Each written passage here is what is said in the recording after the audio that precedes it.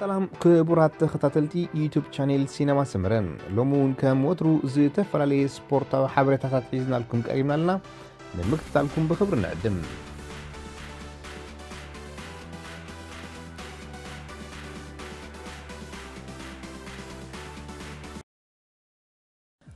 ናይ ሞዳታ በዝቢንቶ ናይ አርሰናል ክኸይድ እንከለኹ ንሰበይተይ ሓንቲ መዓልቲ ኣሰልጣኒ ኮይነ ክምለሶየ ኢልያ ነይረ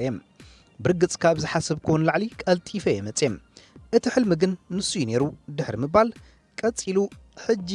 ዝያዳ ውላድ ዝበዝሐ ስድራ ዝያዳ ተመክሮ ለኒ ግን እንታይ ክገብር ከም ዝደሊ ንጹር ዕላማ ይነርኒ ኮይኑ ድማ ቅድሚ ከም ተጻዋታይ ጫማይ ምስቃለይ ቅድሚ 2 ዓመት እቲ ናይ ምስልጣን መላሊታት ጀሚረ ነይረ بحكي كملو أسلطاني كوينة كمرح باهق نيرنيوم سلازي أبزلهو حقو سيب مبال حيزوو زولو السرح باهقون حلمون كام زنبرة قليتهم أزي كاب كلتشن عصرت حدن سقاب كلتشن عصرت شدشن كم تسعطاي أرسنال زنبرة أرتيتا أبتحتي بيب غوارديولا كم تحقاقازي أسلطاني كوينون نسالس عمد سريحيوم እታነ አርሰን ቬንገር አሰናቢታ ንኡናይ ኤምሬ ቆፂራ ብዙሕ ዘይጣዓማ አርሴናል ብግዚያዊ መሪሕነት ናይ ቅድም ተጻዋታያ ስዊድናዊ ሊዩምበርግ ክትእለ ድሕሪ ምጽናሕ እምበር ኣብ ታሕሳስ 20 2019 ንአርቴታ ከም ቀዋሚ ዓላሚያ ኣፈሪማቶ ዘላ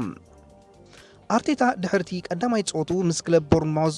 ማዕረብ ምፍልላዩ ምስ ቸልሲ ኣብ ዝገጠመሉ ሰሓብ ጾታ ብምርኣይ ድማ ስጋብ ናይ መወዳእታ ደቂቕ ንጾታ ሓደ ባዶ መሪሕዎ እኳ እንተኸደ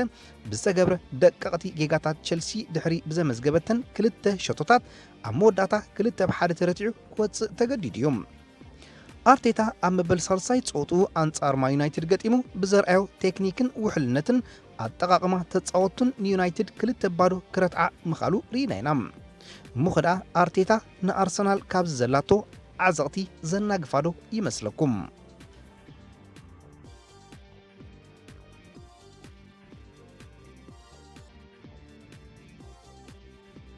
ዓላሚ ሌስተር ሲቲ ዝኾነ ብሬንዳን ሮጀርስ ምስ ዌስትሃም ግጥም ኣብ ዝነበሮም እዋን ቫርዲ ዘይተሰለፈሉ ምኽንያት ሰበይቱ ስለ ዝሓረሰት ምዃኑ ገሊጾም እቲ ዓላሚ እታ ጋንታ ሬቤካ ሴቲ ቫርዲ ሓሪሳላ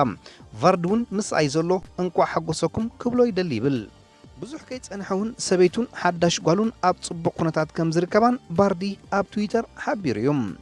እዚ ንናይ ዝለዓለ ኣመዝጋቢ ሸቶ ብ17 ሸቶታት ዝመርሖ ዘሎ ጂሚ ቫርዲ እዛ ናይ ሕጂ ሳልሰይቲ ውላዱ ምዃናውን ይፍለጥ ኣብ ዝሓለፈ ቅንያት ምስ ስፓኛዊት ክለብ ባርሴሎናን ጣልያናዊት ክለብ ኢንተር ሚላን ኣብ ዝርርብ ተጸሚዱ ከም ዘሎ ማዕከናት ዜና ዓለም ክጋውሓ ቀኒን ኣለዋ እዚ ምስ ሳጋንታ ዘጽንሖ ውዕል ከብቅዕ 18 ኣዋርሕ ጥራይ ተሪፎኖ ዘለዋ ኦባሜያንግ ናይ ዓዲ እንግሊዝ ማዕከናት ዜና ብዙሕ ምዝራብ ክፈቱ ማዓትዮም ንሕጂ ኣብ ዘለኹም ሚቲሚታዊት ከረጋግጸልካ ኣብዚ ኣለኹ ክብል ኦባሜያንግ ንፍሬንች RMC ገሊጹ እዩ ቀጺሉ ምስ ዩናይትድ ኣብ ዝነበርና ግጥም ኣብ ቀዳማይ እብረ ጽቡቕ ተንቀሳቒስና ኢና ብግደ ሓቂ ኣካላዊ ብቕዓት ከም ዝሓጽረና ክንእመን ኣለና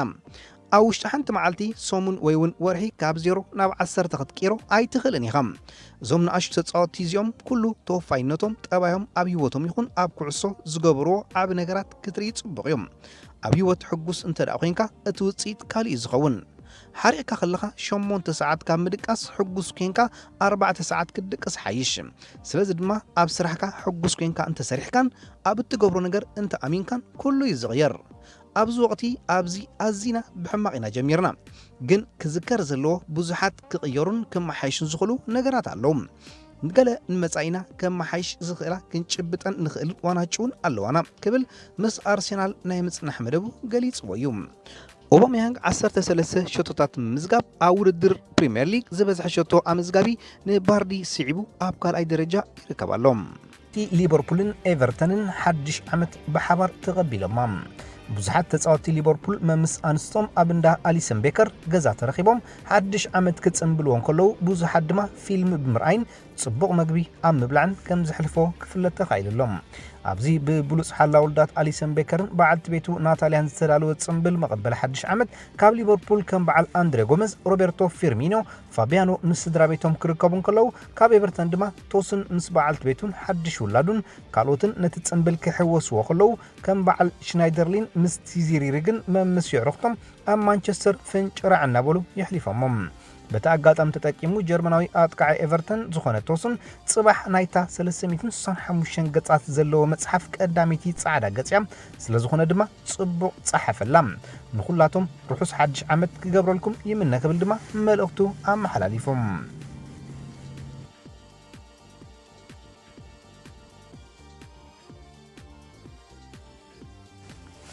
ዝጠፍአ ሽልማተይ እንተረኺብ እሞ ምለሶለይ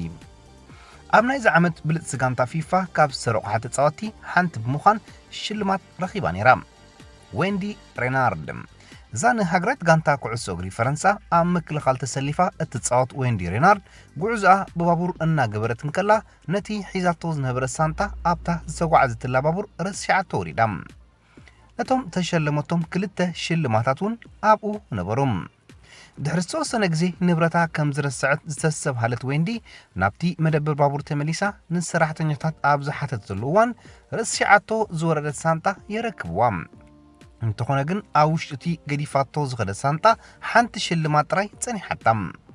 ሓንቲ ብምርካባ ዝተሓጎሰት እታ ሓንቲ ብምጥፋኣ ግን ዝጓሃየት ዌንዲ ሬናርድ እቲ ዝጠፍአ ካብ ፊፋ ዝወሃባ ሽልማት ንኽትረኽቦ ኩሉ ሰብ ክሕግዛ ምሕጽንታ ኣቕሪባላ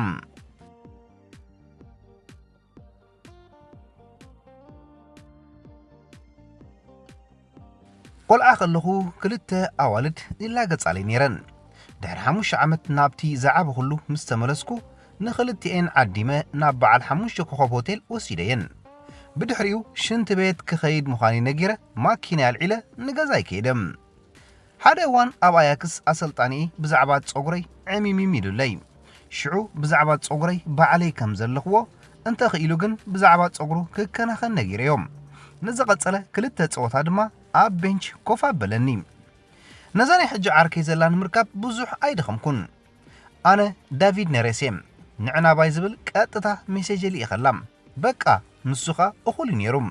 ምባል ዳቪድ ነሬስ ኣቓልቦ ዓለም ይስሕብ ኣብዚ መጺኻ ምስ ብሉጽ ናይ ዓለምና ክትወዳደር ኢኻ ከመይ ይስምዓካ ሜሲ ናብ ጣልያን መጺ ድዩ ስለምንታይ ቁጥሪ 21 መሪጽካ ንዝኾነ ሰብ 3 ዕጽፉ ምዃነይ ከሪኦ ስለ ዘለኹም ንሮናልዶ ምዃኑ እዩ ኣብዚ ዕድሜኻ ናይ ምጽዋት ሜላኻ ብኸመይ ኢኻ ክትቀልሶም ከምቲ ትጻወቶ ዝነበርኩ ክትጻወት ዘይከውን እዩ ግን 36 ሜትሮ ካብ ሙጋይ ካብ 36 ሜትሮ ቅሪዕካ ጎል ምእታው እዩ ክብል ዝላታን ኢብራሂሞቪች ዝሃቦም መልስታት ንማዕከናት ዜና ኢጣልያን ዓለምን የዛረቡ ኣለዉ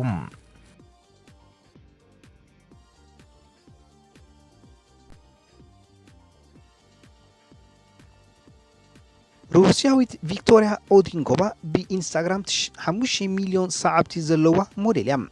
ትብል ንሳም ብዙሓት ፍሉጣት ሰባት ዕድሎም ይፍቱን እዮም ቀፂላ ኣብ ቀሪባትሉ ዝነበረት ብማከሬና ሾው ዝፍለጥ ሩስያዊ መደበር ቲቪ ሮናልዶ ካብ ልጥፎኺ ላይክ ጌረልኪ ይፈልጥ ዶ ተባሂላ ምስ ሓተት ዛጓል 26 ዓመት ሞዴል ከም ዝትብል ሓደ መዓልቲ ሮናልዶ ሰላም ከመይ ኣለኺ ክብል መልእኽቲ ሰዲድለ ነይሩ ኣነ ግን ኣይመለስኩሉን ነቲ መልእኽቲ እውን ደምሲሰየ ድሕሪ ምባል ብርግጽ ዕድል ኣይሃብክዎን ተሓሰብካያኸ ንኻልኦት ደቂ ኣንስትዮ ከም ዝፅሕፈለን ብቐጥታየ ተረዲአዮ ኮይነ ድማ ንትሕስኡ ከይመለስኩ ዝደምሰስኮ ብምባል ተወስኽ ሮናልዶ ካብ 2016 ጀሚሩ ፍቕራዊ ህይወቱ ምስ ሮድሪገዝ ኮይኑ ፍረ ብርኪ ክልቲኦምን ኣልኣና ትበሃል ዕሸል ኣላቶም በዓል ኔይማርን ናይ ፎርሙላ 1 ሻምፒዮን ዝኾነ ሃሚልተን ካብኣቶም ንዓ ኣብ ምውናን ዝለዓለ ምትህልላኽ ከም ዘለዎም ዝገለጸት ቪክቶሪያ ኢቫንኮቫ ኣብ ቴሌፎነይ ካብ ዘለዉ ኣዝዮም ህቡባት ሰባት ዝኾነ ሉዊስ ሃሚልተን ኣብ 15 ሕዳር 2019 ናይ ብርዘይ እንቋ ኣብ ፀሓክ መልእኽቲ ሰዲድለ ነይሩ ብምባል ዘረባ ተዓጾም ክቡራት ተኸታተልቲ ሲነማ ሰመረ ካብ ሮናልዶ ዝኣክል መልእኽቲ መጺዋስ ከይመለሰት ስቕ ዝበለዶ ይመስለኩም እቲ ደምሲሰዮ ዝበለቶኸ ተኣምንዋዶ ብሓፈሽኡ ጽሒፍ ላይልኩም ተኣምንዶ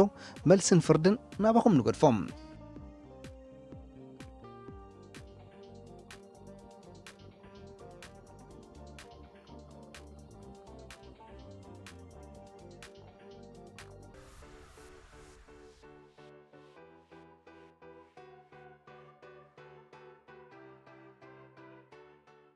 خبركم تخطاتلتي يوتيوب شانل سينما سمرم نمكتالكم እናመስገና ንሎም መዓልቲ ኣዳሊና ልኩም ዝነበርና ስፖርታዊ ትሕዝቶታት ኣብዛዚምና ኣለና